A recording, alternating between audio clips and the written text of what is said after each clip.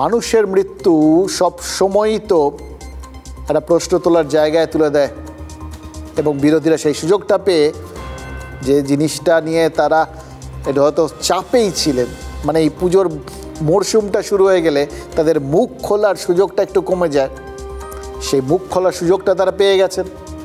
আর বিরোধীরা মুখ খুলছে বলে কি সরকারের মুখ বন্ধ আছে?